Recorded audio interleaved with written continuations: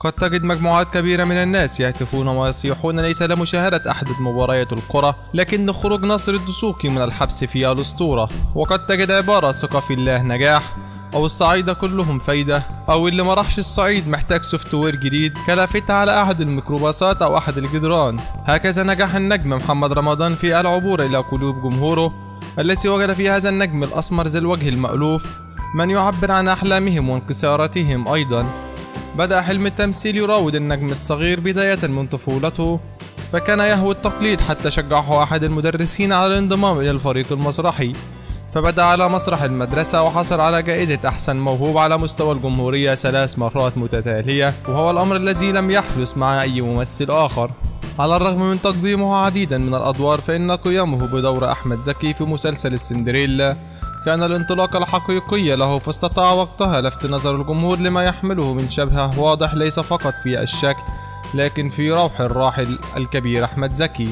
يعتبر فيلم حمادة يلعب الذي عرض في 2005 أول أعمال محمد رمضان الفنية، حيث شارك بدور ثانوي في الفيلم، بينما يعتبر الألماني الذي عرض في 2012 أول بطولة مطلقة. ولم يحقق نجاحا كبيرا في شباك التذاكر حتى عرض عبده موتة في موسم عيد الأضحى في نفس العام، وأحدث ضجة في شباك التذاكر المصرية.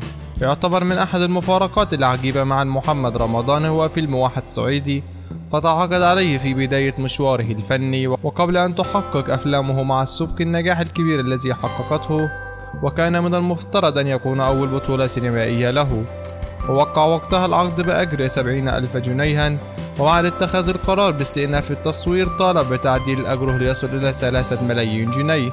تزوج محمد رمضان مرتين، الأولى كانت قبل شهرته وأنجب منه ابنته حنين، لكن لم يستمر هذا الزواج أكثر من 4 سنوات، وتم الانفصال ليتزوج بعدها بفتاة تدعى نسرين أبو النجا من خارج الوسط الفني ولها منه ابنها علي.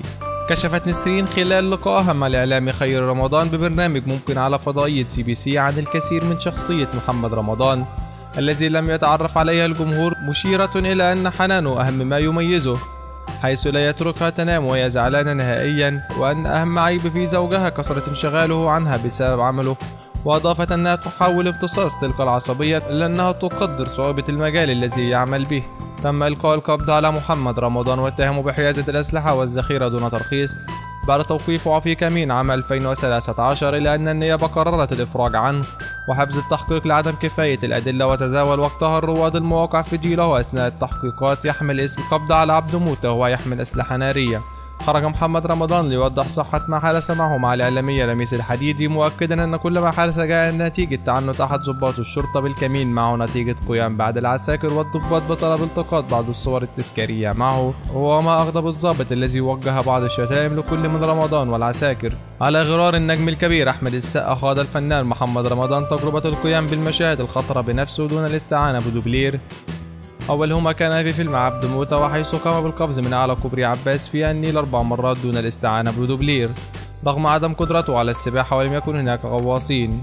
أصدرت نقابة المهن التمثيلية قرارا بإيقاف صدور أي تصاريح عمل فنية للفنان محمد رمضان بسبب تعاقده مع شركتي إنتاج في نفس الموسم، وهما شركة المتحدين للإنتاج الإعلامي صباح إخوان وشركة فيردي، وهو الأمر الذي منعه من الدخول سباق الدراما الرمضانية في العام الماضي.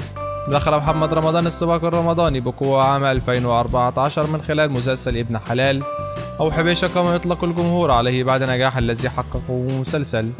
ويدخل هذا العام مسلسل الأسطورة الذي على الرغم من طرح عدد حلقات ليس بالكثيرة فإنه شهد نجاح كبيرا وردودا أفعالا إيجابية حوله.